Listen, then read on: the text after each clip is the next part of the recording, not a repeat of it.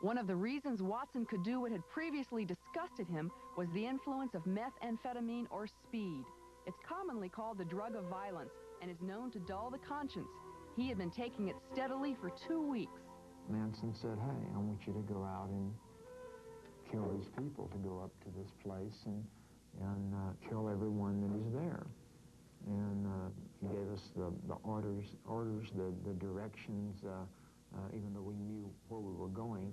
He gave us all the directions of what to do after we got there and what not to do, and told the girls to write something witchy on the walls.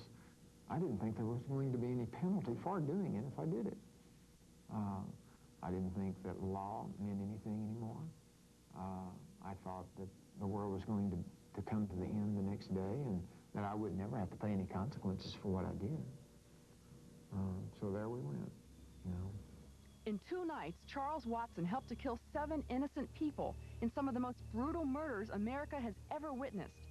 The murderers stabbed their victims dozens of times in some cases, wrote messages on the walls in their blood, and left the unborn son of actress Sharon Tate to die in utero. 21 years later, as unbelievable as it may seem, the same man who committed those murders is a Christian. The police found him, and he has lived out 21 years of his life sentence in the California men's colony. But God also found him, the God Charles knew about in his youth in Copeville, Texas. He now has a measure of peace, even though he also has the memory of what he did. I hate what I've done. I hate having to be the person that had committed a crime that's so hideous. I hate that. Charles's family never gave up on him and continued to write letters encouraging him to give his life to God. He did that in a chapel service in 1975, and since then has come to realize the gravity of what he did. When I came to Christ, it was the first time that I really felt for the people that I had murdered. I had read the book Helter Skelter, and I read about some of the parents all getting in bed together and just crying themselves to sleep. And it began to hit me what I had done, but very lightly. A whole new stage of understanding came when a young Christian woman named Suzan began to correspond with him and came to visit one day. Then she said, my mother was Rosemary LaBianca. And I just, you know, sort of, I just really didn't know how to take that. I said, you're kidding. And she said, no, I'm not kidding. And as I sat there, I just thought to myself, you know, and said, hey, I killed her mother and father, you know. And that was really hard to take. And she, you know, made me feel good. And I wasn't as emotional as I am now because I just, you know, it was just all so new. And it was something like I wanted to protect it.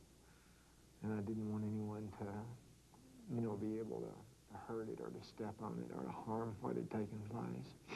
I think what Suzan, the experience with Suzan has done is to really teach me and show me and allow me to experience the grace and the love of God. I understood before she came to forgive me that I was loved by God, and I understood the love of God, and I loved God. But after she came and forgave me, I took on a whole new love for God because I experienced in even a more personal way God's love working through another. Exceptional life of this woman who conquered the unimaginable. She forgave and even befriended the man who murdered her mother and her stepfather. Please welcome to the 700 Club from Carpinteria, California, Suzan LaBerge. Hi. Bless you. God bless you. Thank you.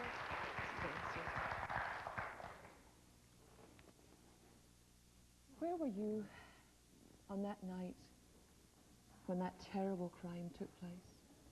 When the crime took place, I was at home in my apartment in the Silver Lake area. Now, you had spent time with your mum and your stepfather earlier on that day, hadn't you? The day before? Yes, we had gone to a lake in the Mojave Desert and gone to pick up a speedboat that we'd left with some friends.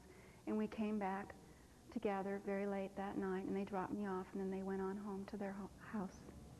How did you hear of what happened? Who discovered? Well, the next day, my brother had stayed at the lake, and he came back, and he went to the house, and he saw that the boat that is usually left somewhere else was still at the bottom of the driveway. And he went up the driveway, and he didn't think that things were normal. He just felt that something was abnormal.